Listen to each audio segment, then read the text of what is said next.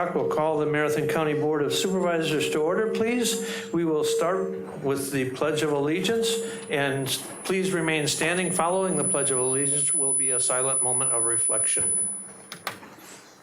I pledge allegiance to the flag of the United States of America and to the republic for which it's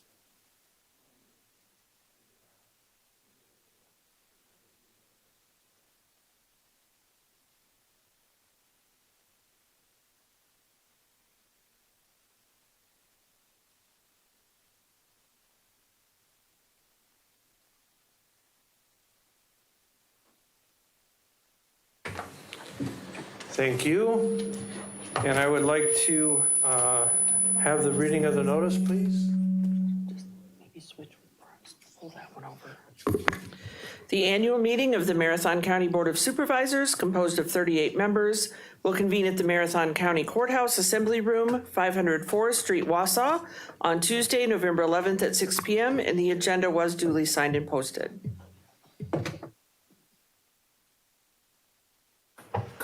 All right, thank you. And I'd like to request everyone please silence your cell phones and any other electronic devices as to not be an interruption to the meeting. And I thank you for your indulgence. And we'll move on to roll call, and I'd ask everyone to please sign in.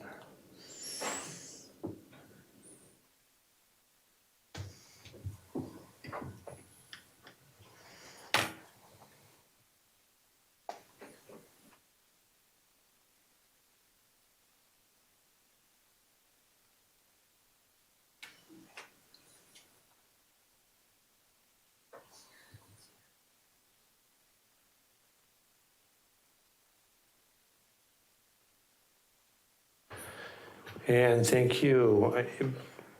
Being how today is a special day, I would like to recognize all of the visitors that we have here this evening, and also like to extend a sincere thank you to all of the veterans that have served this great country in all of their capacity. And so in recognition of those, anybody that is a veteran, if you please stand.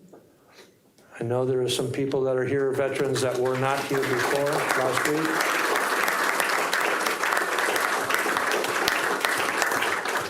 Again, thank you for your service, including all of those veterans that are viewing with us this evening, and your interest in county government. And so we'll move on and to item B, educational presentation and or reports. Any reports by standing committee chairs or designees?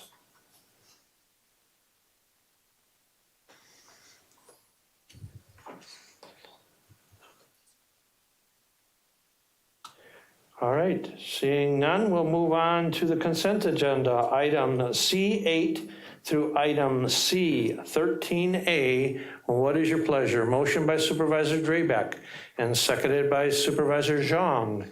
Any discussion on the consent agenda items? Again, items C8 through items C13A. Supervisor Sandelsky, please. Thank you, Mr. Chair. I just had one question on the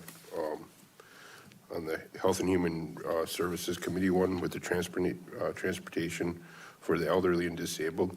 I was wondering how many residents do they serve on average per year for this program?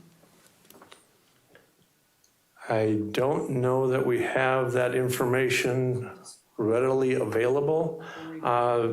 The director of CPZ, Lori Miskimmons, is coming forward and will hopefully have the answer to enlighten us.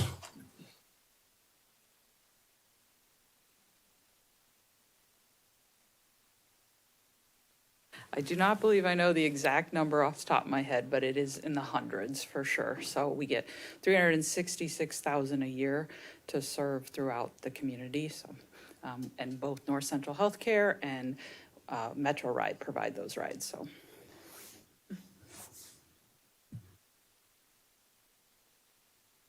thank you. Any other questions on the consent agenda? Again, items C8 through items C13A. All right, seeing none, we'll proceed to vote.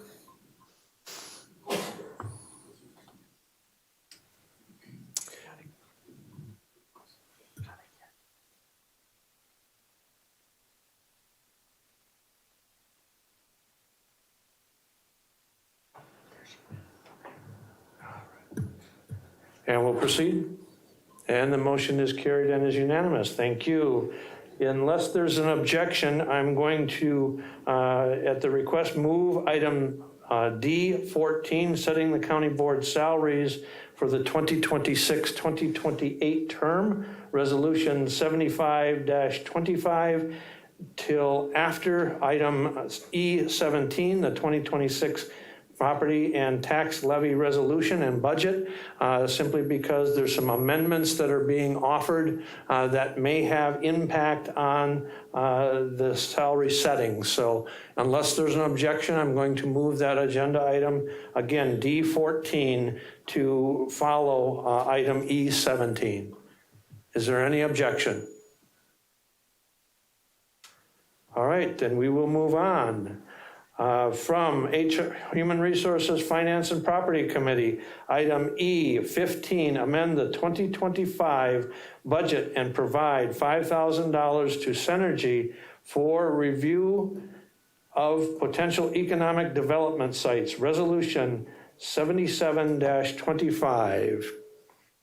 Motion by Supervisor Zhang and seconded by Supervisor Marash. Discussion, any discussion? Supervisor Poole, please. I think this and the next agenda item are great examples of what are generally good proposals by good organizations that county government should just not be funding. While they're good proposals, they're not directly tied to any programs or services we have. And this is nothing against Synergy. We partnered with them recently on the airport proposal for the guaranteed minimums. I spoke in favor of that. Also, we did fund money for like a group like Discover Wisconsin for advertising here more in Marathon County, but we do have park services, recreation campgrounds that directly applies to us too. And in previous budgets, the board has moved to decrease or eliminate funding for nonprofit partners. I know other supervisors have made this point as to why are we funding these nonprofit organizations. There are so many of them out there with good proposals and needs. So my understanding is the ones we currently do fund are basically where we have, where they are able to provide services that the county government would already be funding on their own. And and I know $5,000 isn't a lot. There's certainly a principle there, though. But we're seeing more and more proposals coming our way that maybe are kind of a shared burden. They're less, but still outside, what I think we should be funding. And if fiscal responsibility doesn't die with just big proposals, it can be done by 1,000 cuts as well. And here, our county budget, we're seeing program costs rising faster than our ability to pay for them. This budget, we adjusted fees to help compensate for that, but also, we're losing things like the ARPA funding from the federal government's gone, federal cuts we see at the national level, so we're looking at tougher budgets coming up. If you look at other government budgets, municipalities, also counties, there's a lot of them in real trouble, and we certainly want to make sure we avoid that. And if we start taking an expansive view of what county government should be instead of limiting it to areas that are core responsibilities, it's not going to be in the too distant future where we're here not talking about what proposals we want to fund, we're talking about what programs and services we have to cut. So let's avoid that. Let's draw the line here, show some fiscal discipline, and reject this proposal. Thank you. Thank you. Next, we have Supervisor Robinson, please. Thank you, Chair. I think you have to look at the role of Marathon County, and one of our goals is to make us, well, we're trying to be the healthiest, safest, and most prosperous county, and you do that through investing in economic development activities. This is a small investment of $5,000 into a much larger pool that is going to be matched by other counties in this region, as well as by businesses to try to do a targeted site evaluation, and hopefully we advance a site in the county that will be made available to site selection people all over the country. It'll help put us on the map. But one of the other important aspects of this, it will give us a better idea of what we have from an inventory perspective and what needs we might have to address those from a local government perspective in terms of investment in infrastructure. If we're going to be competitive in trying to attract and sometimes even retain industry, we have to have sites that are available. This is an important step in trying to identify where those sites are. It's a small investment on the part of the county, again, matched by investments from other counties and by the private sector. I think it's a worthwhile investment. Any other discussion? Any other discussion?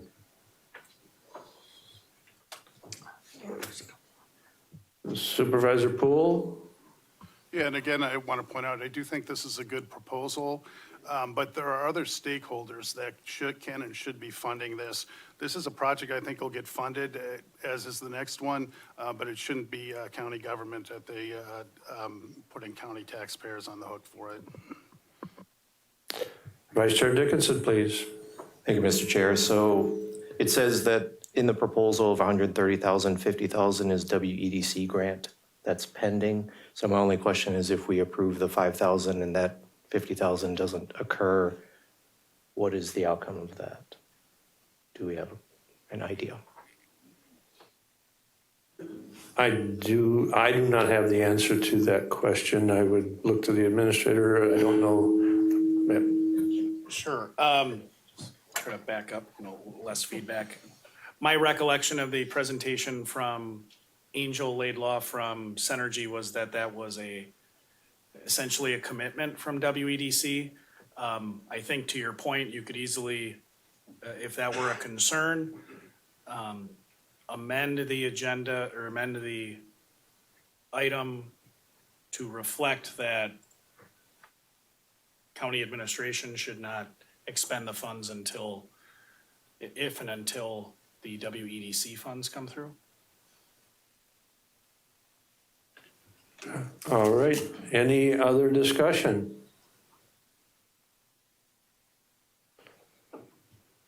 Any other discussion? All right, we'll proceed to vote.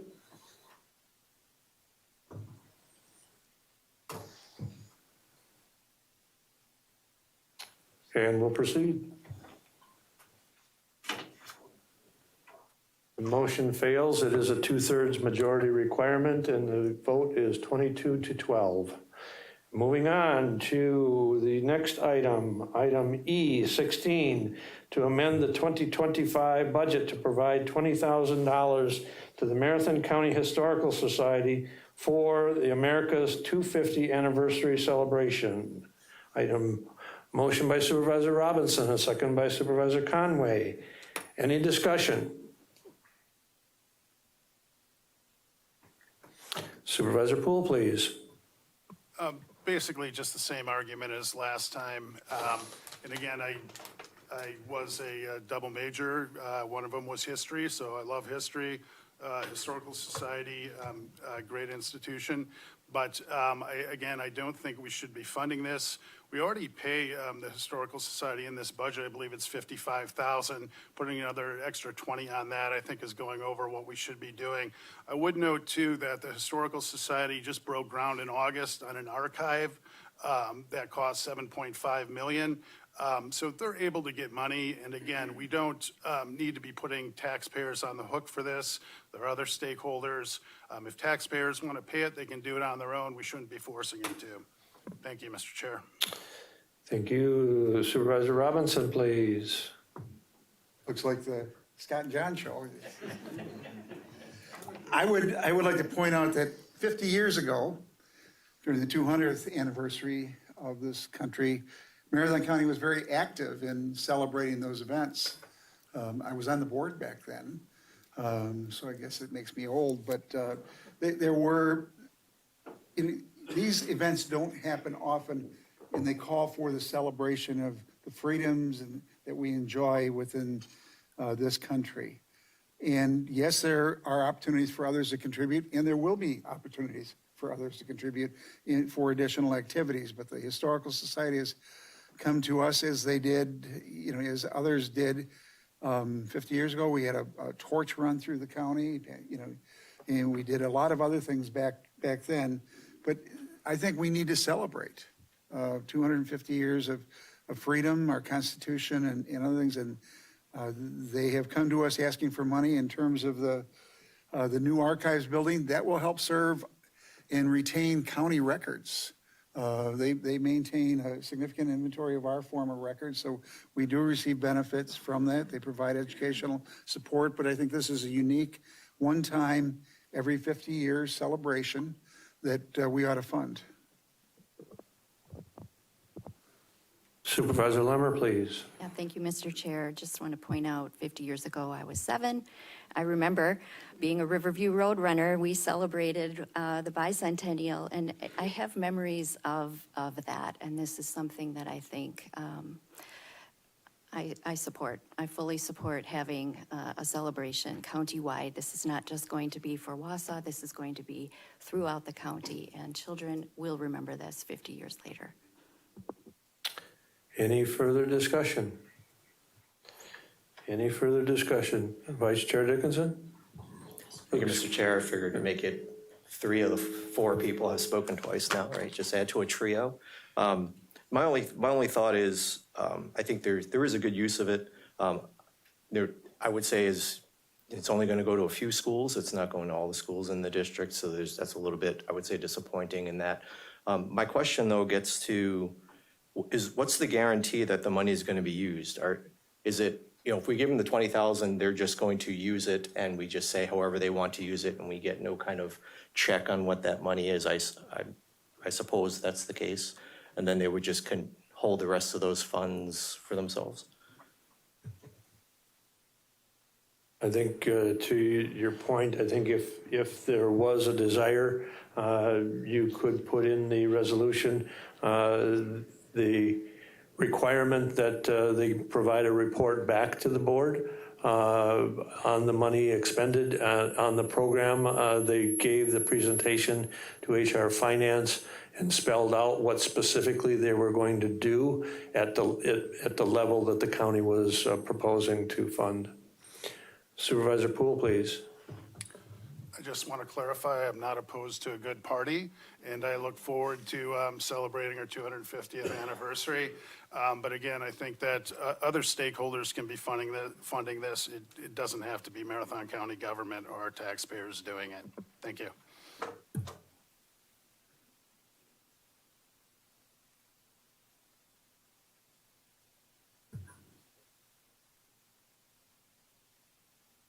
Just gonna pull up the page for the Historical Society presentation, and the vice chair was on the spot with page 115 was the overview of the approaches that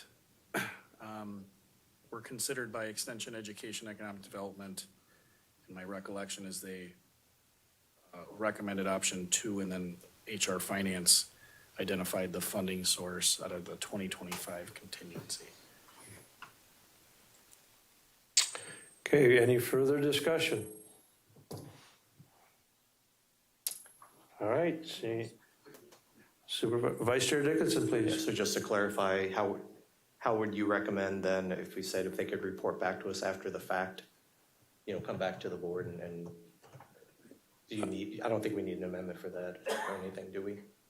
We wouldn't necessarily have to have an amendment, but if you wanted to guarantee that we get a report back, that you could put the contingency on the release of the funds, them agreeing to provide a report back to the board. Okay, I would like to do that. Okay, so there's a motion to amend the resolution.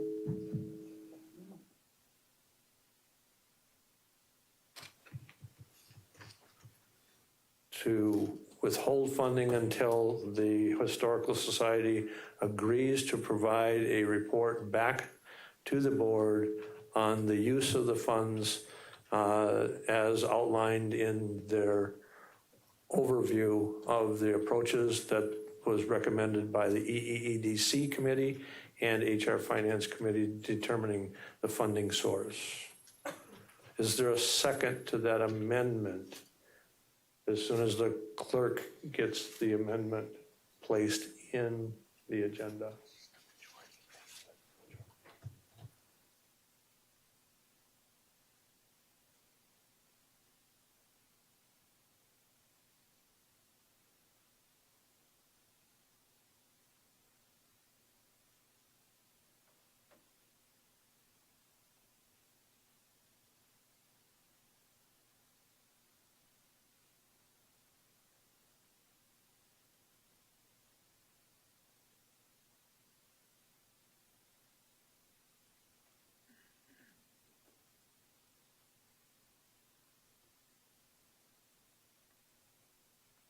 Okay, motion by Vice Chair Dickinson, seconded by Supervisor Boots to add the amendment that the funds not be dispensed until the Historical Society agrees to provide a report back to this board on the use of those funds as outlined in their presentation to the EEEDC committee. Any discussion on that amendment?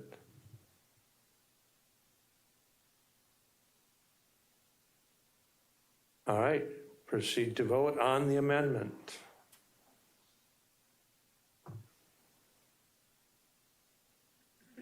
And we'll proceed. And the amendment is carried, but is not unanimous. Thank you. Now, back to the resolution as amended. Any further discussion? Okay, the clerk needs to key that back in.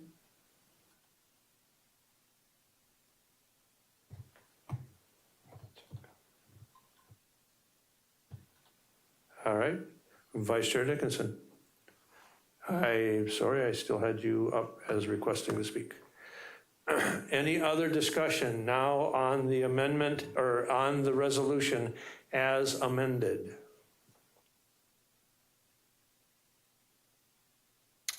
All right, seeing none, we'll proceed to vote.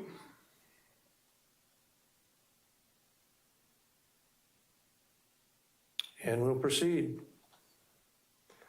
And the motion passes 23-11. All right, moving on to item E17 on the printed agenda, the 2026 budget and property tax levy resolution, and that is resolution 79-25. Motion by Supervisor Seifelt, seconded by Supervisor Robinson. Any discussion?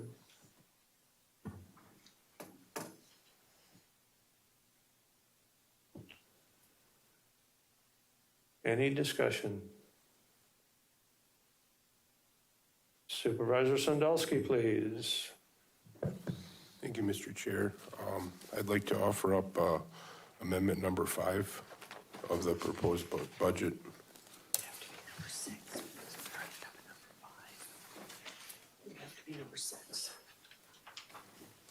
I believe that will be amendment number 6 from the numbered amendments that we have. And I believe that was handed out as a printed copy of the amendment. Yeah, it's amendment on the printed. It is amendment number 6. Okay, 6.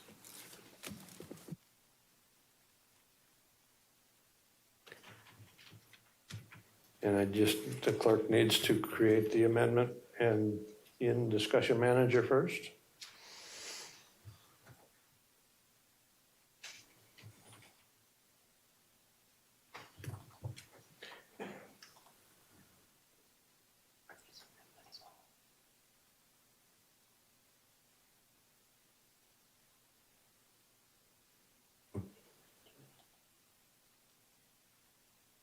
Okay, if you want to explain your motion, and then I'll call for a second after you explain your motion. Okay. My amendment here is, it's to add $3 for the stay fee for the jail. $3 for the, for each day, and then for the first day, so it's $3 each. And then this money will eventually, we'll see how much it raises total, because it doesn't always, we don't always get the total funds. But we talked about this in public safety, finding ways to, extra ways to fund the K-9 program. They had a K-9 officer here and gave a presentation, so I thought it would be a good use of funds, and it'd be a good way to help fund this program. That's all I got. Thank you. Okay, is there a second to the motion? Supervisor Hagan with the second. Supervisor Zhang, please. Thank you, Mr. Chairman. I would ask the sheriff if he would be able to provide some input from his department in regards to this amendment.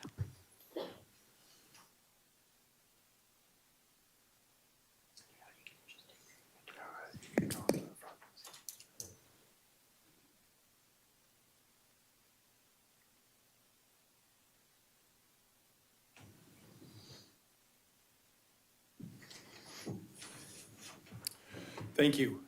The way that daily pay for stay fees work, as well as the first day fee, is when an inmate is brought into our jail, they're booked in, and a fee is assessed. When they stay with us, sentenced inmates, there is a daily pay for stay fee that is assessed to that person.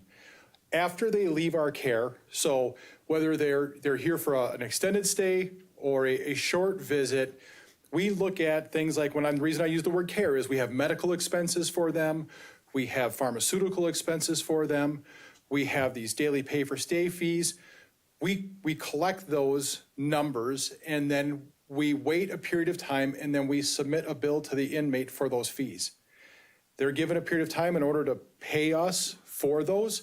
And if they don't pay for those fees, what we do is we send them to the Tax Intercept program and do our best to collect those fees back and put them towards the expenses that we have in the jail.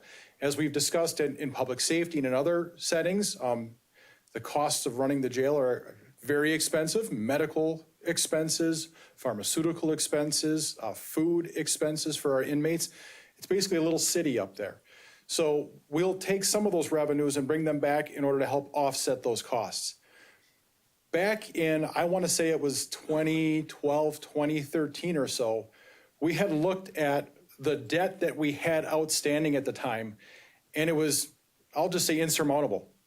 We were using a collection company at the time in order to try to collect the debt. We were trying to collect the debt on our own, and we had over $1 million of outstanding debt. We are getting very close to that level again because the folks that this debt goes to, they don't pay. The only way we typically collect it, there are a few that pay, the only way we typically collect it is through that Tax Intercept program that we and many other municipalities use. So that's how that program works and how we collect the fees back when we can. Happy to answer any questions. Just a follow-up, Sheriff, how is the K-9 unit funded at this moment? Yeah, our K-9 program is largely funded through donations. We do a lot of fundraising. We have community groups that donate to us. There's a foundation, the Community Foundation has a fund, it's called the Bradfish Fund, that is for all K-9s in Marathon County. So we're able to utilize those funds in order to help offset the costs. Now, there are some costs that are not covered by those funds. Things like we have to pay deputies in order to care for the animal. That's part of the agreement that they have. So if you were going to do this, some of those funds that you would collect back, if you were going to earmark them for that, I would highly recommend that that goes back to personnel in order to offset the costs of the personnel costs associated with that program, because we are incredibly proud of our community and incredibly proud of the program and the fact that it is a community program that supports buying the dogs, much of the equipment and the training for the handler and the animal. Thank you. Any other questions? Supervisor Schoenborn, please. Thank you, Mr. Chair. I was just kind of wondering how many. We have 6, and one of those is a therapy dog. I guess the question that I have, Sheriff, if there's no other questions, I'd like to, what kind of percentage of collection do we have? And ultimately, I think there's some value in discussing this, but I don't know that we have enough information because we don't know what the collection rate is and where the appropriate budget amount would go. But I think that the discussion was just begun to have at public safety. So I think there's an appropriate place to look at that at a future point. But if you could at least explain at least what the collection rate is that we know of. I don't know. That's the problem. So, and here's why, is when an inmate comes into the jail and we have all of their services, it goes into one of our vendor systems. That system is called Stellar. And that system is where the debt gets built. When we pull out of that system and then collect against it, we can't record the receipt of the money back in that system because it's a one-sided system. So when we receipt the money back, the receipted money used to go into Kayenta and now goes into Workday as a revenue, but it's hard to say, other than to the individual, because we bill the individual, how much money comes in and where. In anticipation of some of this, we had our accountant, our office manager, the finance director was a part of it. They worked really hard to try to nail that down. And in this short of time, we just can't give you that number right now. It would take some time for us to really work through that with the vendor in order to get to that number. Thank you. Administrator Leonard, you had a comment? Sure. Not going to take that personally. Just to build on what the sheriff referenced, there was a lot of work done. The amendment that was proposed, that is being proposed by Supervisor Sandelsky, as I understand it, to your point, Mr. Chair, doesn't actually call for those funds to be, it calls for an increase in fee with the understanding that it would allow for the time for the development of the policy and the financial mechanism to identify how much additional revenue would be coming in that could be essentially set aside in a non-lapsing revenue account for that purpose of supporting the K-9 program. In terms of inmates, to the sheriff's point, in getting the information from the jail administrator, who also worked with the team that the sheriff referenced, 15 to 20% of our inmates on any given day is kind of where we generally fall for that sentenced inmates. And what our initial estimates are for potential additional revenue is somewhere between 16 and 18 or 16 and $20,000. The thing that complicates what the sheriff referenced, this is one of several revenues that get receipted into an account. So it's difficult to parse out how much is the first day or the subsequent day stay when there's a number of other things that go into that account. So not to, please correct me if I'm wrong, Supervisor Sandelsky, but in speaking with you, I understood your intent was simply to increase the fees for both the first day stay and the subsequent day stay, and then take time to identify how much that revenue would be during the intervening months and develop the policy that would allow for the support you referenced. Okay, any other questions? Supervisor Robinson, please. I have some concerns relative to the fees. If we've got a difficult time collecting it right now, when you increase it, you probably are increasing your debt by as much as you're generating.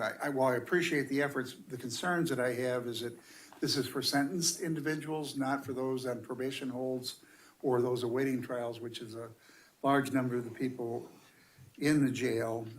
My concern is that we want the people, once they're done with their jail term, to be back productive members of society. And many times the conviction will carry with it lingering effects such as limitations on employment and other things. My concern is that let's not saddle these people with significant debt while they're trying to re-enter the workforce and become productive members of society. And again, I very much appreciate the thought process, but I would like to see if we could address some of those concerns before we implement the policy. Any other discussion? I guess the other question that came to my mind, do we know what other neighboring counties are charging, and how does Marathon County's charges compare to those? Chief Deputy Milhausen reached out to all the counties in his network of chief deputies, and he said that we are currently at the top of the fee schedule compared to other counties. I think we're like number 3 out of the 12 or 13 that responded to him. So we're in the market. I pulled just a couple. Wood County, as I understand from looking online, was $10, Langlade $10, Price County 15, Waushara 15, and Portage was 22. So to the sheriff's point, give you some context. Okay, any other discussion? Any other discussion? All right, we'll proceed to vote.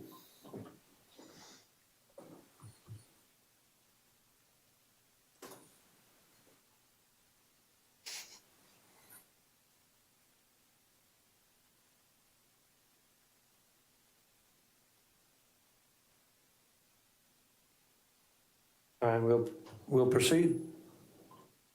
And the motion is defeated. And we're back to the original resolution on the budget. Any further discussion? Supervisor Zhang, please. Sorry, that was for the amendment. Okay. All right, Supervisor Robinson.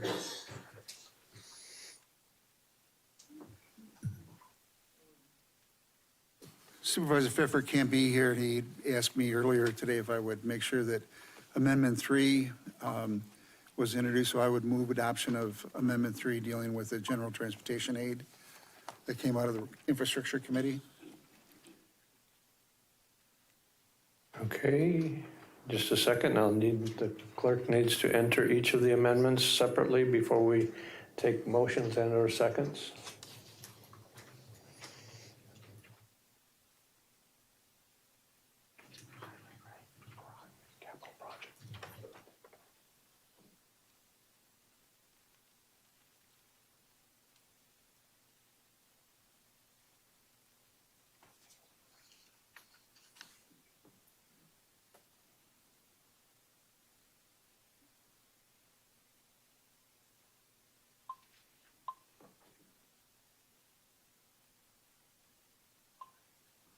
All right, is there a second to that motion? Seconded by Supervisor Lemmer. Supervisor Robinson, please. Thank you. I passed out earlier a handout with a table relative to the general transportation aid program, and it shows the history of what we've received in general transportation assistance, what our expenses were, what the 6-year average was, and what our reimbursement rate was through the Department of Transportation for our highway expenditures. And you can see that there are variations, up years, down years, a low of 12.8. The last couple of years we've been up there, but if you look at the lower part of the page, when we received our preliminary estimate of general transportation aid, it was at $2,965,000. We received a subsequent update in general transportation aid estimates of $3,159,678, or an increase of $194,678. The Infrastructure Committee looked at that and made a request that we invest that in projected cost increases associated with culvert repair. They had budgeted $425,000, and they're estimating the cost will be more like $650,000. This will partially or significantly fund it, but potentially until the bids are open, we won't know what the coverage is. But I did want to put in This is the Budget 101, where the general transportation aids, if we receive 194,678 and we invested back in our roads, we would, if we took our 10-year average or 12-year average, we were receiving 19.1% of our expenses back. That would yield a benefit of 37,183. If we took this year's rate of 18.246, we would receive $35,521. I think that's a pretty darn good return, our investment, and it carries through the entire 6 years. That's why it's important for us to look at it. If we drop down, if we've got big projects that drop down, we need to somehow, within that 6-year period, build it back up in order to maintain it, because all of the other counties and municipalities are doing the same thing.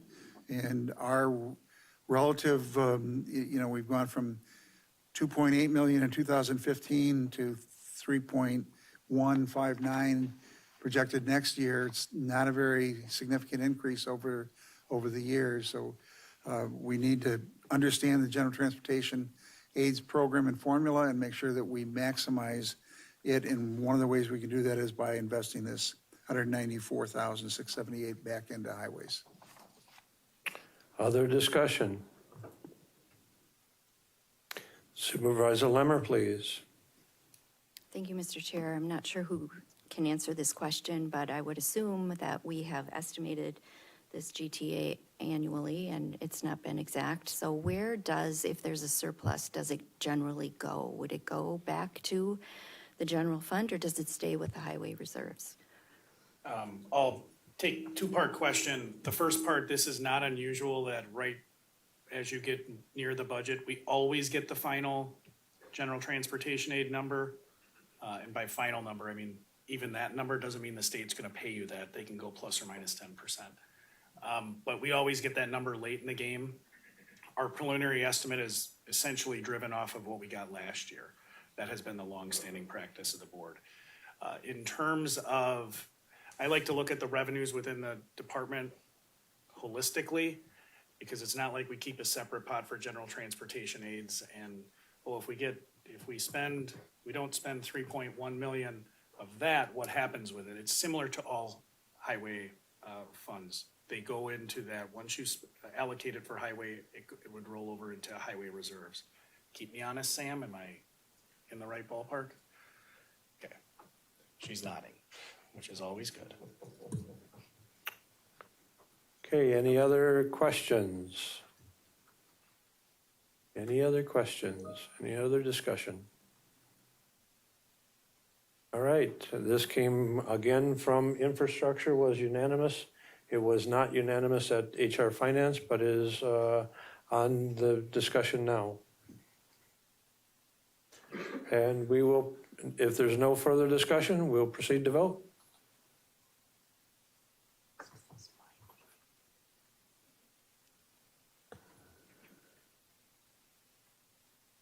And we'll proceed.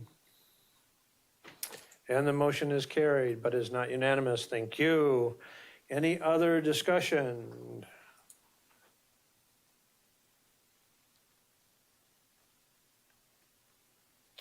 Vice Chair Dickinson, please.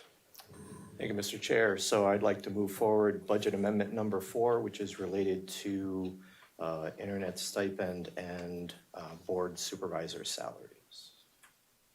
Okay, let me allow the clerk to type the amendment in.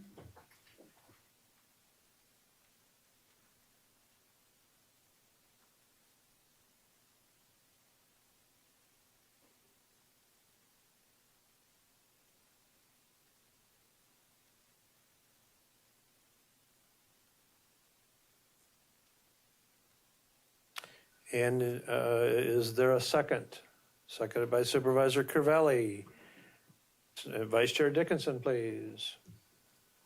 Thank you, Mr. Chair. So the rationale behind this, as you see in the memo, is currently we have our salaries and those are posted in our resolution.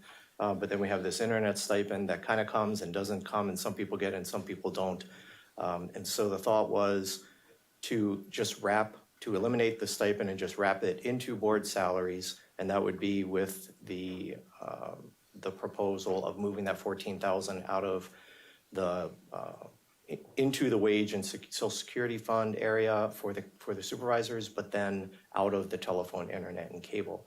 And just a couple of thoughts in that regard. Really, there's several benefits. One is the elimination of the administrative effort to deal with handing out papers for internet stipends, who's going to take it, when are they going to take it, and following up on that. The second is wage transparency. Right now, some people are getting a $30 a month internet stipend. People don't really see that because there's really not a public record, but now you can move it into the wage, and so you would see it there. And the third thing, it resolves the issue and work of actually creating a rule or a resolution to handle this internet stipend resolution, which I believe is quite dated and not technically part of our rules. And so this way you would just move that over, and that would be the setup. And then there would be a substitute resolution coming after the budget is finished. Thank you. Any further discussion? Any further discussion?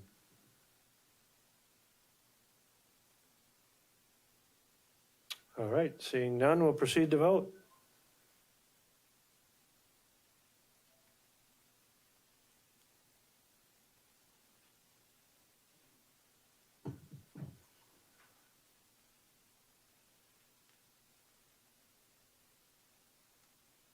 Supervisor Unger, we're still waiting on you to vote, please. Thank you, Chair Gibbs. Yeah, aye.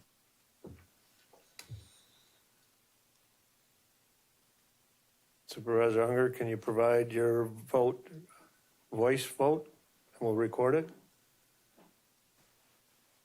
Can you hear me now?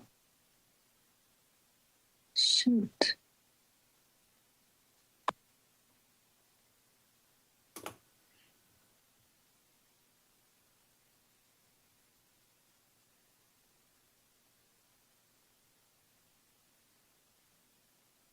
All right, we'll proceed, and the motion is carried.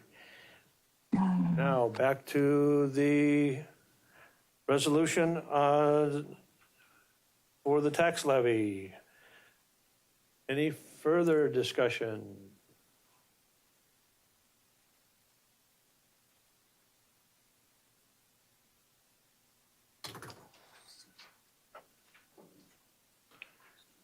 Okay, Supervisor Marshall, please. Thank you, Mr. Chair. I would like to bring up amendment that was handed out. I believe it's Amendment 5. There's 6 different entries, but essentially it boils down to, it's simply a reduction in tax levy of $200,000 and a reduction in the contingency fund of $200,000. If we look at page 41 of the budget, it shows the contingency fund use of the past. And out of the last 3 of 5 years, we have not used contingency at all. And the other 2 years, we did use some, but less than half. I know that the number is, as of September 30th, right now says $424,000. However, with the sale of the mobile home property to the city of Schofield, we will recoup those funds that we spent to clean up that parcel. So we will have spent less than half of what we had allocated for this year as of now. This is just in recognition that our taxpayers are looking at a 5.99% tax levy increase.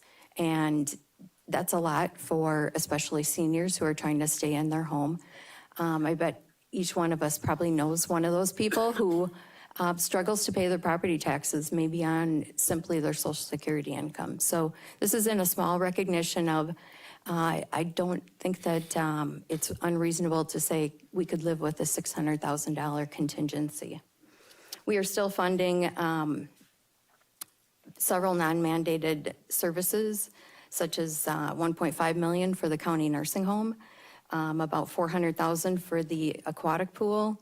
There's health department projects, the coordination of the CCJC Council, and there's numerous other non-mandated things that we're doing. So in recognition of just the respect for the taxpayer, I ask you to support the amendment to take $200,000 out of contingency and reduce the levy.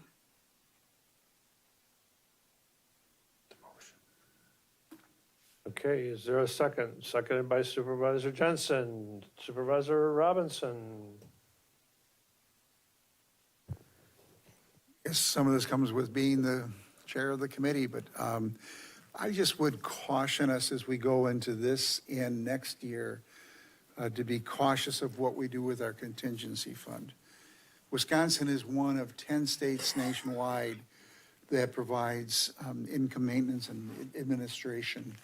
And the big beautiful bill shifted 25% of the cost, administrative costs, back to the entities doing the administration. And right now, the state of Wisconsin, the legislature has not stepped in to fill that void. And we could be looking at a significant increase in our cost to support existing services, much less the additional cost associated with implementation of the requirements that are part of the big beautiful bill that passed Congress, where we're going from once a year verification to at least twice a year verification and additional requirements. And if your error rate is over X percent, you'll receive less money. I just think that there are a lot of uncertainties. In addition, if the Affordable Care Act subsidies aren't there, my concern is that significant decreases in people taking or purchasing insurance will take place, which will have an impact upon the North Central Healthcare facilities and others, and result in significant cost shifting and decreased revenues to fund those operations. I just think we're in an area where there is a lot of uncertainty.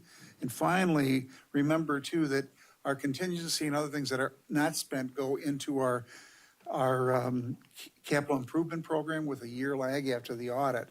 And this year we had no money available because of action that the board took, including drawing down the reserves and the funding of the bug tussle agreement through our general fund reserves. But we have significant projects on the horizon for the county.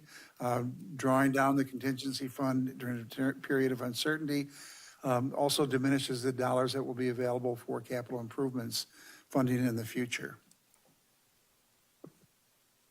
Supervisor Marshall, please.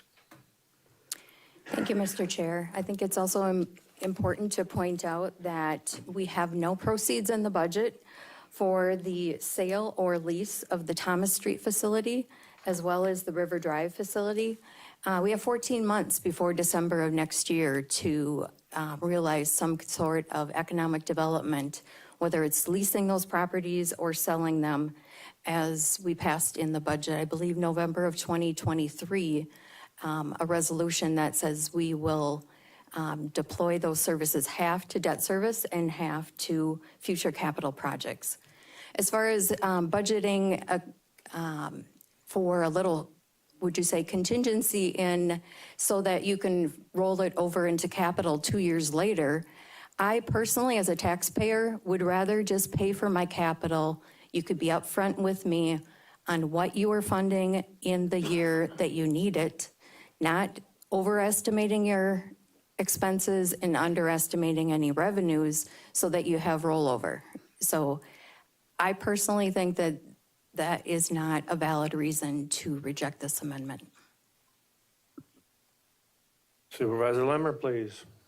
Thank you, Mr. Chair. It seems to me we just passed a fund balance policy, and I wish we would have had this discussion then, because it seems like it just feels a little disjointed. The Lemmer family has contingency funds. I mean, we save money all the time for things that we are either trying to budget for or things that we are worried about happening. And so I support these contingency funds that we have. I do, I mean, just yesterday we talked about the cost of purchasing capital or going out to bond for capital. If we were to borrow for, $20 million, it's an additional 33 or 330. Well, I don't know the numbers. I'm an English teacher, not a math teacher. And then the interest rates was somewhere between 9 to 11. I mean, it does behoove us, I think, to plan ahead, especially when we know we are going to have capital projects coming up. You know, the depreciation and maintenance on buildings is something I think that needs to be built into the budget. So anyway, I support these. I wish we would have had this conversation back when we were creating the fund balance policy that we just passed this year. Thank you. Supervisor Marshall. I believe there's a difference between contingency funds and fund balance policy. The contingency fund is separate than our reserves, which is part of the fund balance policy.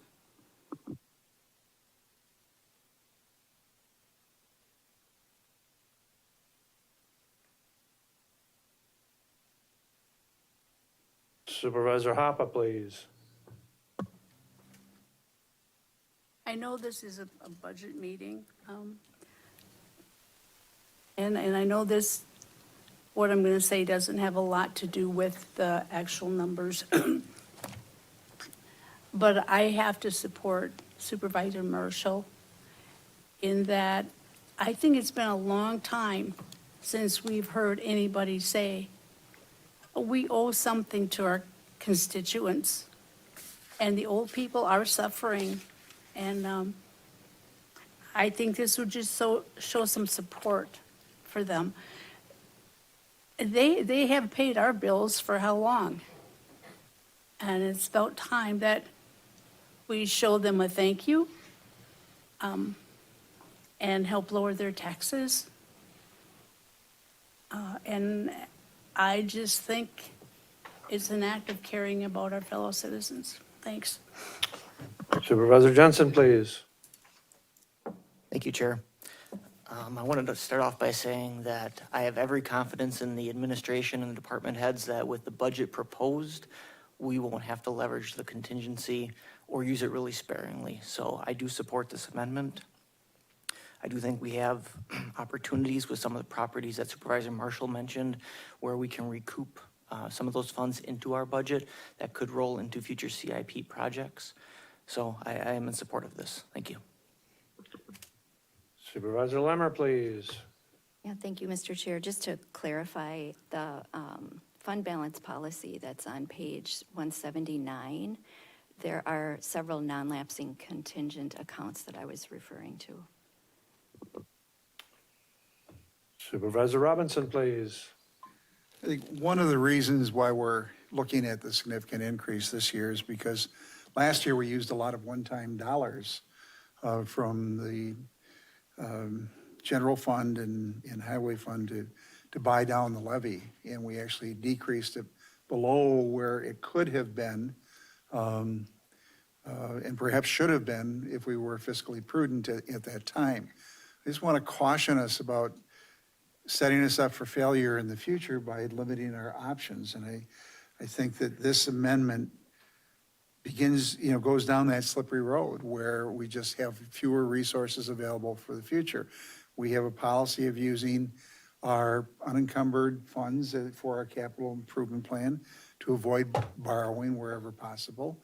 That's a good policy and saves us debt issuance costs, which are significant, and other things. But I just think that there's so much uncertainty. There's uncertainty at the state level relative to real estate transfer fees and how much will come back to the counties. There's uncertainty relative to court fees and what will come back. I think we're assuming some of those things would go in, and based upon the most recent WCA leadership call this week, one of the bills may not go through. And I just think that there's just a myriad of uncertainties going into this budget that we don't normally look to. And I would urge caution in dealing with the contingency. We've drawn down our reserves to a point where I think we need to take a better look. We've been able to go there in the past for the jail floor, for other things, but you can't keep drawing down one-time money and expect to use it a second time. And the contingency fund, if it is needed, is critical to have it there. If it's not needed, it carries over into our capital improvement project fund. Supervisor Rosenberg, please. Help me out here and tell me if I'm wrong on this. simplistically, if we don't take the money we can by state rules, you know, what it was last year plus new construction, if we don't take that, we can never get it back again. So that we're, besides the burden that all the counties are suffering and they're not getting enough money to keep up with inflation, we're adding to that and carrying that forward year after year after year. Is that simplistically what's going on? The administrator will like to try to address that question. I'll start. The short answer to your question is yes, if you don't take net new construction, you have the opportunity to get it in the year following through an amendment. But just to be very clear on amendment number 5, this is having the effect of decreasing by $200,000 the debt, the levy as it relates to debt. And debt levy is outside of the operating levy. So the limitation you talked about is relative to operating levy. This is something other than that. Does that answer your question? Thank you. Any other discussion? I guess the only thing that I would remind this board several things. I think back in 2023, when we developed the 2024 budget, this board chose to take roughly $8 million of reserve and use it, set it aside for broadband expansion in a loan to a company to provide broadband expansion in this county. Well, that came back to roost this year when we looked at our net operating reserves and our policy that said any unused net operating reserve rolls over into our CIP plan, therefore reducing the need to borrow money to pay for capital and rolling stock, stuff that is needed every year, replacement of computers, replacement of equipment. And so when we did that, it came to roost this year with $0 rolling over into our CIP. Forward 1 year, 2024, when we were developing the 2025 budget, we chose, as a board, to buy down the tax rate by $1.6 million, and therefore the net increase to the taxpayer on their levy was a net decrease from the year before. Lo and behold, we get to now developing the 2026 budget with a lot of the uncertainties that the chair of HR Finance and I serve on the NACO board of directors and understand some of the real concerns that are there in the one big beautiful bill. One of the things that the income maintenance requirement that the county administers is going to go, and we're serving the vulnerable population in the counties, is an income maintenance requirement that they be recertified every 6 months versus once a year. That is going to increase the workload of those income maintenance workers. And if we don't provide additional staff, it may be challenging. The other thing that we've done, this board has chosen to allocate $150,000 to an airport improvement potential recruitment tool. And that's part of, it has been funded through this contingency that's currently on the budget. So when you look at the budget number as far as contingency, understand that 850 has been basically spoken for. So by reducing that, another $200,000 is going to potentially create challenges. And again, I would say and reiterate what has been said before is any unused funds rolls over the following year to fund our CIP. Now, we were able, through the work of the deputy administrator and our Chris Holman, and working his magic with closing out projects early and through potentially increase of debt levy, we were able to fund bare minimum projects in our CIP without borrowing, but we didn't have any rollover. And so I just caution us when we start to reduce the tax levy and reduce the contingency with all of the concerns that potentially are out there with the implementation of the One Big Beautiful Bill, those are real. NACO has estimated that one shift alone is going to cost $900 million to entities, whether it's in some states, the state administers the SNAP program and their income verification program. In some cases, the counties do. In the state of Wisconsin, Wisconsin counties do that. So I think for the reasons that I've stated, I can't support reducing the contingency another $200,000 with concerns that it may effectively require.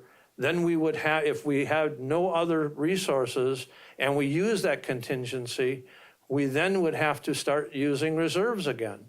And that would be very problematic in the future. For those reasons, I can't support the amendment.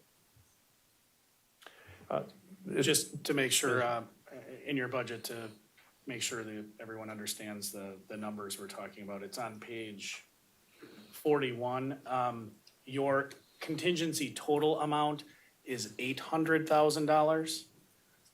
50,000 of that is allocated and allowed for the Human Resources, Finance, and Property Committee to have control over. Just want to make that point. Again, it's 800,000 total, Mr. Chair, and then of that, you referenced the $150,000 for the minimum revenue program through the airport, and the $50,000, the other 50,000 of the 200 you referenced is for the homeless emergency shelter program. So that's, just want to make sure everyone, I believe you referenced 850. So it's 800,000 total. Of that, 200,000 within that budget already is essentially held for those two projects. Just want to make sure everyone's on the same page with the numbers.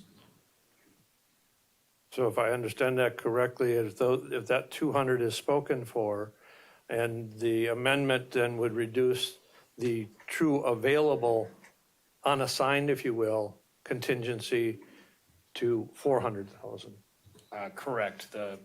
And as set forth in the document, this is more information than you perhaps want, but the rationale was the minimum revenue guarantee is essentially already contingent upon outside funding coming from Portage County, as well as philanthropic or private interests. And then the homeless shelter program, your allocation is up to, it's got a ceiling amount of $175,000 total. Okay, any other discussion? Supervisor Wilhelm, please. No, I just seeing we're talking about budgets, the property on River Drive, I was wondering why we are not looking at selling that now, because they were talking about what it was going to cost us to heat it for the winter and for upkeep, because you got to keep the temperature up because of certain things, and if we could look at that in the future. Well, it is on the HR Finance Committee's agenda, and we are reviewing the RFP that has been developed initially for not only River Drive, but also the Social Services Building. So those are in the process, but the RFP is being developed for what the potential redevelopment use would be, whether that be a sale, as Supervisor Marshall indicated, or a potential lease. So it is in the works, and it will be looked at come, very shortly. And the RFP will be released. As an operational matter, the two campuses that you're talking about reference Thomas Street and River Drive. Great question. The IT service for Thomas Street runs through River Drive. And we have one tenant still within the Thomas Street building that relies upon that connection for their work. So they need to have moved out before you could have somebody else, because we need to pull our equipment out of both Thomas Street and River Drive. So it's been a bit of a challenge to have that process move forward. Our best indication right now is that we anticipate that tenant being out in the middle, or I should say perhaps late summer of '26, but to your point, certainly appreciate moving it along would be helpful. Supervisor Hoppe, please. I have a question. How many homes do we still have that have been, well, we have them back for delinquent taxes? I don't know if you want to call it repossessed or, The HR Finance Committee has been working diligently, and I give a lot of credit to administration and the clerk and the treasurer for all of their work. We have worked diligently to get the back delinquent taxes and delinquent properties, I would say, improved as far as the number and also collections. And the ones that we have a significant number of those properties that are going to be on the in-rem process in the court system on November 17th, I believe it is? 18th? So I don't know that, maybe I'll ask the clerk, do we have any properties at this point that we have on surplus? We don't have any on the surplus auction site at this point because we don't have any in, but we will be taking some. Again, we started with over 90-some properties in this last iteration, and a lot of those have been paid up. And so that's obviously the desired result, but there is some that will be taken, but that will be up for court action on the 18th. Okay, thank you. Yep. If I could, there's a packet from HR Finance that the chair referenced. It's the HR Finance meeting from October 28th. There's a memo that kind of gives you a good snapshot of where all those properties are in that process. Tying it back to budget, certainly there's a benefit to the county to clean up that backlog in light of the Supreme Court case in Tyler v. Hennepin County from, relatively recently, it's the last couple of years.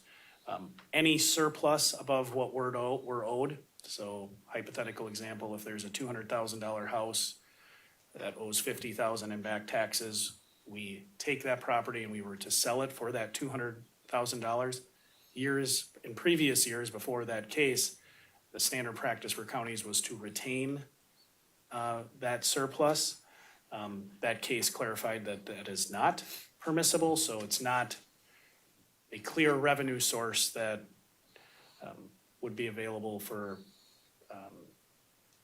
that you'd say, hey, we have 50 properties we're gonna sell and it's gonna bring a bunch of revenue. I don't know if that helps, but, and it's accurate but not precise. I don't know if, Brian, if you wanna correct me at all. No, and just so it's known, the one thing that we do is when the property tax is booked, it is booked as an accounts receivable, so it is setting on the county's books as account receivable. When we collect it, that account receivable then goes into, is receipted into cash. But there's no excess, there's no ability, as the administrator pointed out, there's no ability of the county to receive any proceeds that exceed the amount of levy that, or amount of debt that is owed specifically to the county. With our costs, we do get to, I should have said that the last time. We get to keep track of any costs we have in the property, so appraisals, staff time for working through the process, and that gets added to that amount. Okay, any further discussion? Any further discussion?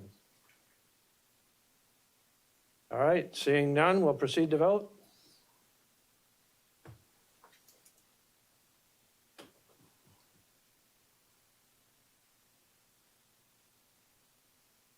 And we'll proceed. And the motion is passed. And we'll move on to the budget now as amended. Any other discussion on the budget as Supervisor Robinson? I'm looking to our finance director. Do we need to modify the resolution consistent with the action that we just took? Correct. So do you have those changes? I do. Can I just confirm that that was the final amendments? Well, is there any other amendments to be offered? Supervisor Sandalski, please. Thank you, Mr. Chair. Yeah, I just wrote this one down. I didn't put it on, I didn't bring it up before, but, so I was looking through the sales tax average. I wanted to bring an amendment up for that. So, so the average sales tax increase year over year from 2017 to 2024, according to our budget proposal we received, was an increase of $699,125 on the average year over year, if you figured it out and then divide it by 7. So the 2025 projected budget was $18,032,381 in sales tax revenue. And the budgeted sales tax revenue for 2026 is at $16.3 million, which is $1,732,381 below 2025's projected revenue, and it's $751,644 below the actual received in 2024, which means essentially, the 2026 are most likely our sales tax income will be well over 18 million, unless something very catastrophic happens with the economy. So to give the taxpayers a little break, my amendment is as follows. I would like to increase the budgeted sales tax revenue by $500,000 and reduce the county property tax debt service levy by $500,000. So that's my amendment. Thank you.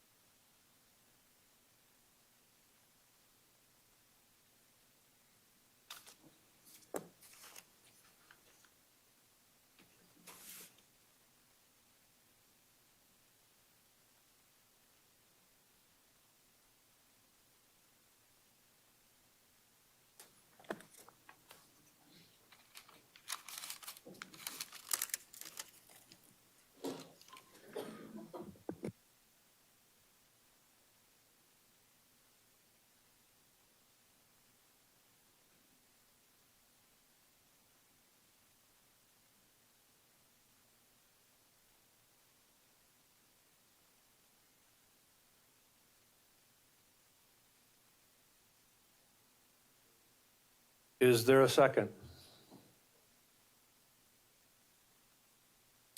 Is there a second? Seconded by Supervisor Seibert. Supervisor Robinson, please.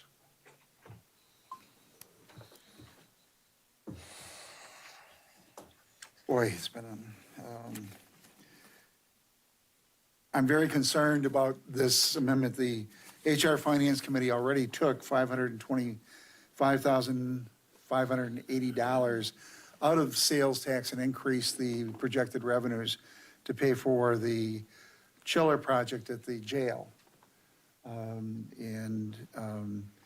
We thought that there was a need to not defer those capital projects. And now you're proposing another 500,000, which would be $1 million, which is well over the annual increase. But one of the things that scares me about the sales tax is that it's an estimate. And if the economy goes soft, sales tax revenues go down. Our way of dealing with that was to save the sales tax or a portion of the sales tax for funding our capital improvement projects in the future. You can't budget that tight and expect to pay for your capital projects without borrowing.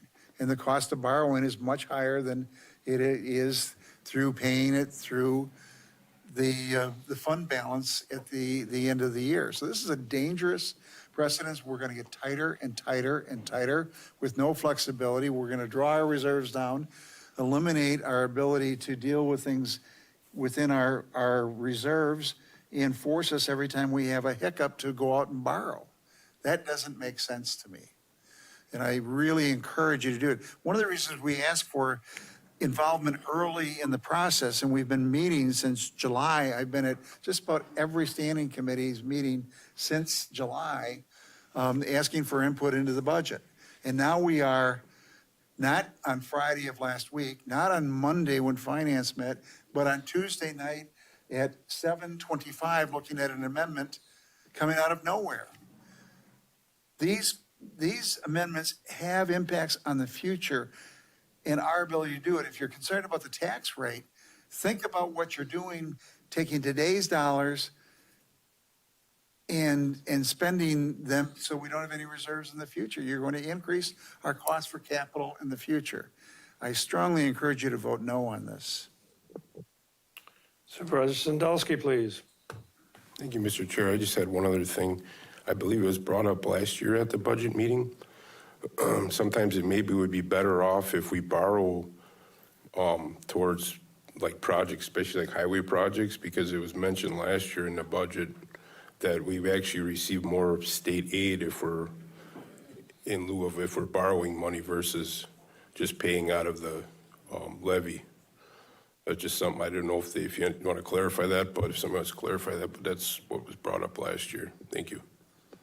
I can speak to that and also just one. Supervisor, go ahead, Administrator Leonard, please. Thank you, Mr. Chair. There, as I understand, there's no difference. Your general transportation aids are based on spending, regardless of whether you are able to accomplish that spending through a revenue from a bond issue or a note issue, as opposed to some other revenue source. Wouldn't be doing my job if I didn't say this. Within your packet on page 122 is the 5-year capital plan with the projects that, as were referenced before, you deferred in the proposal from administration, deferred just shy of $5 million worth of projects because you didn't have funds to do them. And as was referenced, there was an amendment from the budget that was proposed of the $16.3 million projection, which was that $16.3 million projection, just to provide some context. That was a projection that the board dictated through its budget assumption setting. So that's why it was in the budget. But that was amended to increase sales tax projections by $525,580. So your current projection is $16,825,580. My recommendation, if you are going to increase sales tax projected revenues, I would strongly recommend you chip away at the deferred maintenance, because it's going to cost you more next year, regardless of how you fund it, just based on inflation. But also, if you do have to go the route of bonding, I mean, I made this presentation yesterday with Sam and our financial advisor from PFM. Borrowing is just more expensive. You pay the debt issuance cost, and then you have interest on top of it. So the example that was referenced earlier by a supervisor on a $20 million issuance over 20 years, to issue $20 million in debt, it actually costs you $20,330,000 ballpark. So that's the $330,000 of attendant issuance costs. On top of that, you have interest. And if your interest is, it's in that range of $9 to $11 million based on your interest rate you, according to our financial advisor, we would likely get. So you have other options than to move down the road of borrowing, but it is, say it all the time, there are consequences to everything, right? Everything can be an informed choice. There are counties that do borrow for capital. That is the way they've decided to do it. Marathon County hasn't. You have, I shouldn't say you haven't borrowed. You have generally sought to limit your need to borrow. So on page 122 is the, I believe it actually goes up a little bit further, I apologize. Starts on page 120. Several pages of capital improvement projects, and I don't know, Chris, if you wanna, if there is a question about using sales tax, Chris did work magic to get down to the projects that were funded through the budget. But there are priorities that if you want to increase the sales tax projections by another 500,000, I would strongly advise you to put those funds toward a project. That said, of course, it is 100%. There's nothing legally that stops you from adopting an amendment that would push the rate down. Supervisor Boots, please. Yeah, I would just like to say that this is crazy fiscally irresponsible. We're just gonna pull $500,000 and we're gonna borrow. Would you do that at home? It's confusing to me that we're even here, but I just like to say, I wasn't even to speak tonight, but to do this so that we'd have to borrow the next couple of years, because you're going to have to. Very fiscally irresponsible, especially at the last minute to bring up an amendment like this. So just wanted to point that out. Supervisor Zhang, please. Thank you, Mr. Chairman. I think it's important to note that sales tax, that events and other activities as well too has a huge contributions to sales tax revenue in our local community here. In the last few years here, we had several events that were able to bring in large amount of individuals that are here, that comes into this area to spend their money to have impact on our economy by spending monies in our local communities here. It's important to note that we are raising fees in our local communities here. That's going to have another contribution to the potential volatile or unpredictable sales tax revenue that will be coming in next year. But it's also important to note that by relying, the sales tax that we're projecting is still just an estimate, it's a projection, and by reducing 500,000 from this, just to reduce 500,000 from our tax levy, is extremely irresponsible, and I will be encouraging my entire colleagues to vote against this amendment. Any other discussion? Any other discussion? Supervisor Poole, please. It's not a good idea to budget with money that may not be there.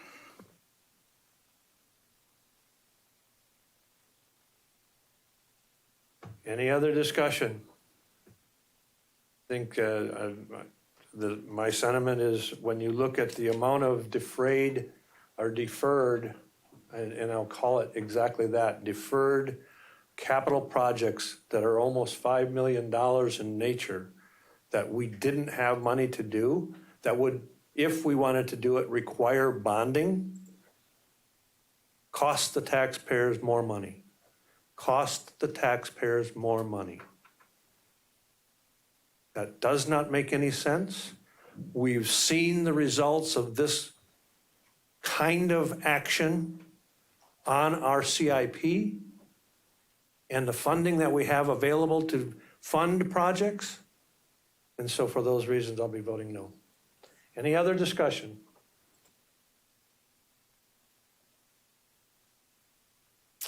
All right, seeing none, we'll proceed to vote.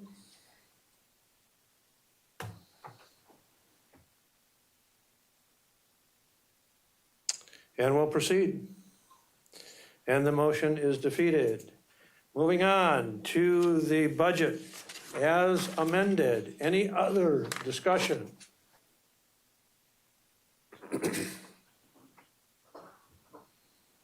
Supervisor Robinson, please.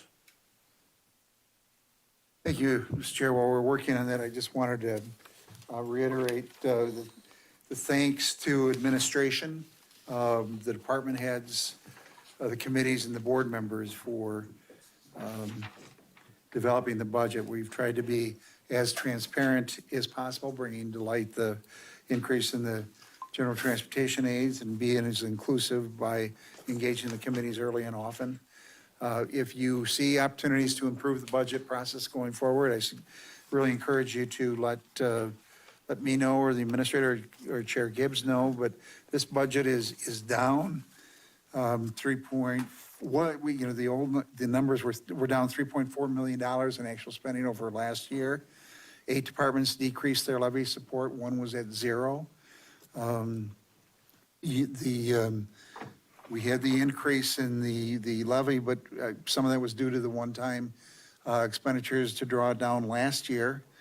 This year, we've adopted a fund balance policy to try to be more transparent, and overall, the mill rate is down from $3.67 to $3.50 before the change. I'm not sure where it is. Last year, it dropped 32 cents from $3.99 to $3.67, which created some of the problems that we have today. But we continue to struggle with some of the most restrictive levy limits in the nation, governing us in terms of what we can increase the levy to support our services.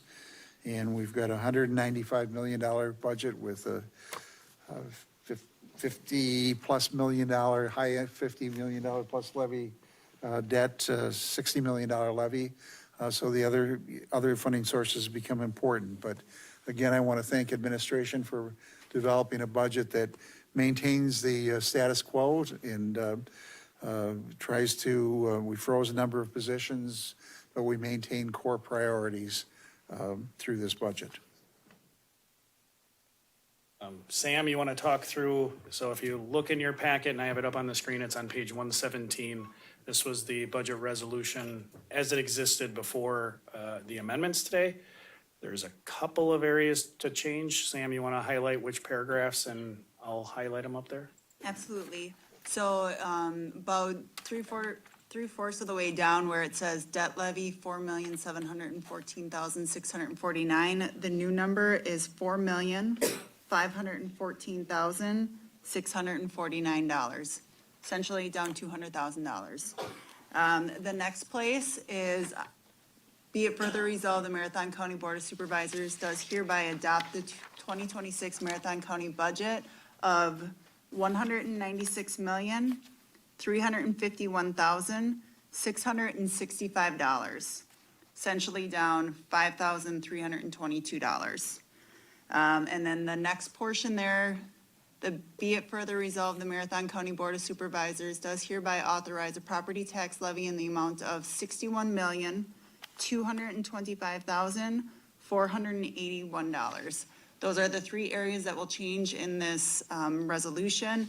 And then to respond to the mill rate, it went from 3.5006 to 3.4892.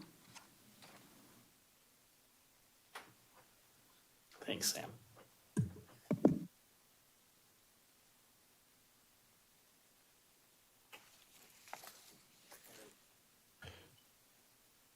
That is the new budget and property tax levy resolution, Resolution 79-25. Any further discussion? All right, seeing none, we'll proceed to vote on the resolution for the budget.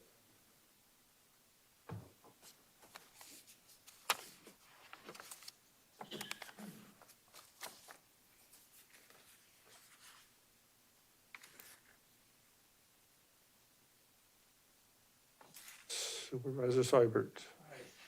Supervisor Seibert, aye. Thank you. And we'll proceed. And the motion is carried, but is not unanimous. Thank you. We have a budget. Thank you, everyone.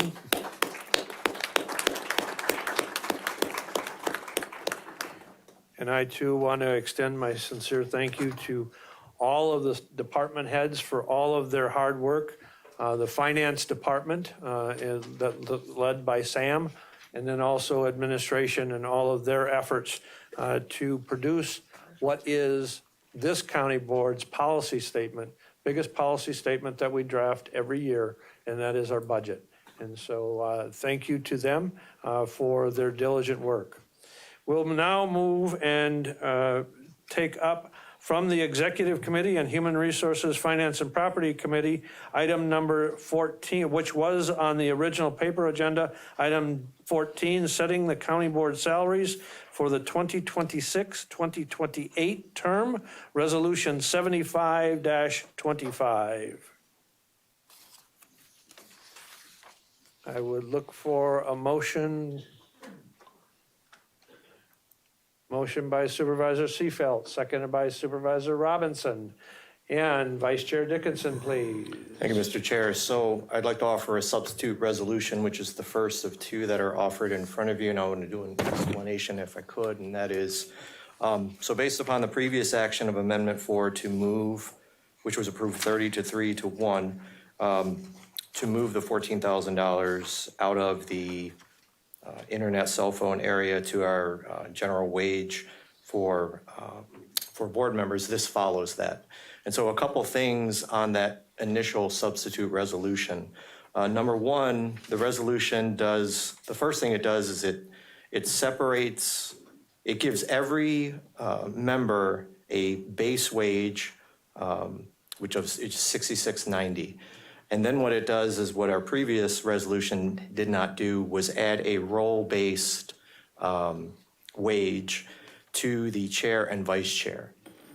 Previously, what we have is we just have those for chairs and vice chairs of standing committees. So the effect of that is that any increase here going forward would only be applied to the base wage for all members, where currently it is applied to the chair's full salary and the vice chair's full salary, which gives both of those positions quite an extra boost. So this would put all 38 board members on the same increase every year. So that's what's indicated by chair board member salary plus $28,000, vice chair board member salary plus $4,000. So that's the first thing. I think that's just a good kind of fair thing for us to do, which would then over time does actually bring down our wages slightly. Number two, when we get rid of that stipend for those reasons that I said before, the initial resolution, what it does is it just puts that into next year. And so instead of seeing what was in the initial resolution of 3%, you see this 8.24%. And that is the 3% plus the internet stipend. That's all that is. So in that first year, then you have basically the same wage that we would be looking at under the initial resolution. And then next year, it just simply applies to 3%. And so again, getting rid of the stipend and the aggravation of that based upon discussions that happened in a few committees, it just gets, and then it has a transparency saying this is our wage, this is what we get paid.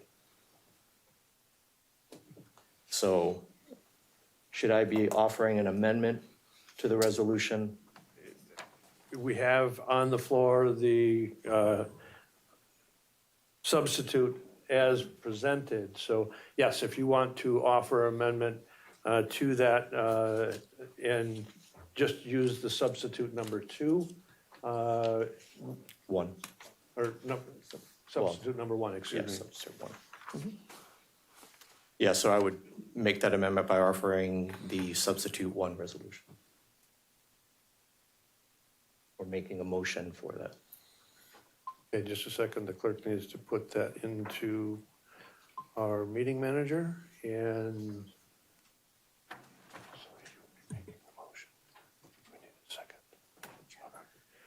seconded by Supervisor Arstead. Any discussion on now the substitute?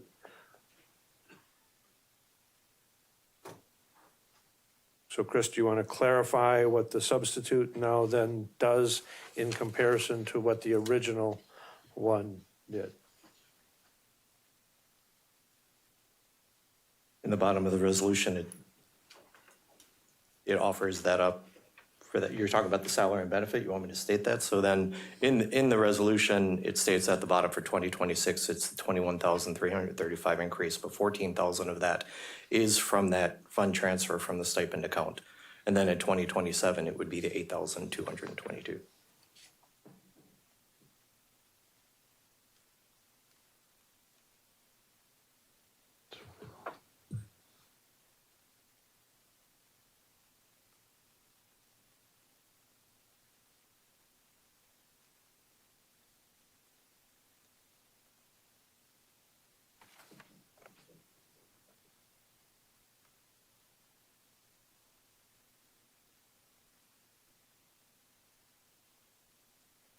Okay, so the increase, just so I'm clear, and so everybody is looking at the same substitute, would increase by 8.24% the salary for supervisor, understanding that 30 of, well, not quite 30 of that is coming from the internet stipend.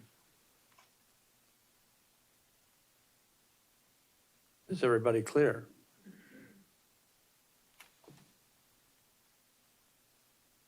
Any discussion? Any discussion?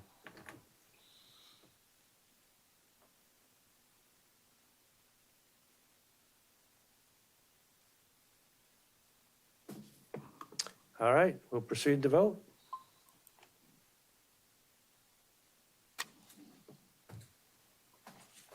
And we'll proceed. And the motion is carried, but is not unanimous. We'll move on to announcements and/or requests. Any announcements and/or requests?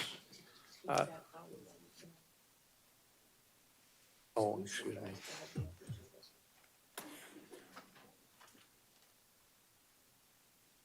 Okay, my bad. So that was, the amendment was the substitute.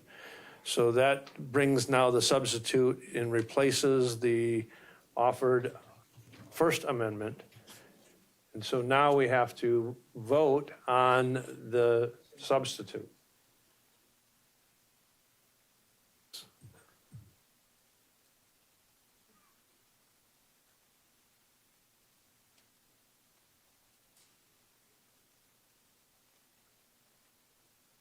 Is there any discussion? Any discussion? Supervisor Wilhelm.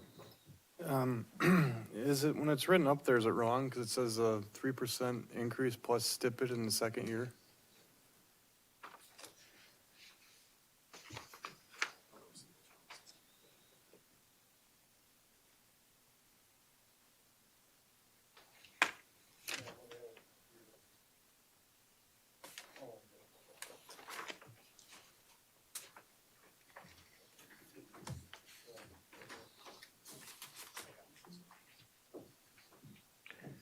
Okay, any other discussion?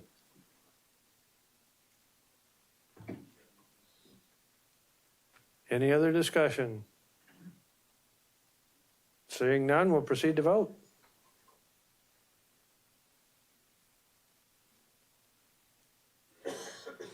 And we'll proceed. And the motion is carried, but is not unanimous. Now we're down to item number 18, announcements and/or requests. Any announcements? Supervisor Zhang, please. Thank you, Mr. Chairman. There was a question a little bit earlier in regards to how many rides for the 8521. Upon just looking at our minutes, there's roughly around average about 500 rides per month here, and that's just with the North Central Healthcare portion. So I would say that we're probably well over 600 rides per month here. But before I conclude, just want to wish everybody a happy Hmong New Year. Thank you. Thank you. Any other announcements? The clerk has one. Did you? You said you did. Okay, I guess I do. You all should have your candidate packet. I've gotten a few declarations of candidacy back. Thank you very much. Just a reminder, if you are not going to run again, the deadline for that declaration of non-candidacy is 5 p.m. on December 26th. It is crucial, if you're not going to run, that you turn that in. Because if we do not get that, and then you do not submit nomination papers on January 6th, we have to hold that seat open for an extra 3 days for somebody else to file. So as soon as you can get paperwork turned in, the happier my staff will be. So thank you very much. Any other announcements and/or requests? All right, we are down to item number F19, which is motion by Supervisor Kroll, seconded by Supervisor Drabek to adjourn. All those in favor of adjournment signify by saying aye. Aye. Opposed? The motion is carried, but is not unanimous.